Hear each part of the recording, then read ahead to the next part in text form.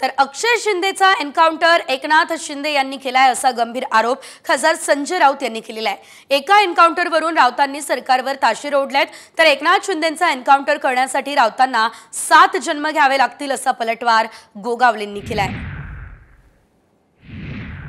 अक्षय शिंदेच्या भोवती रहस्यमय काहीतरी एक निर्माण झालेला आहे पडदा, आणि त्या पडद्यामागचे सूत्रधार अजूनही अदृश्य आहेत। का त्यांना वाचवायचा प्रयत्न झाला, का त्या माऊलीचा गुन्हा दाखल करून घेतला नाही आपल्या मुलींच्या संदर्भात, याचं उत्तर देवेंद्र फडणवीस एकनाथ शिंदे यांच्याकडे आहे का?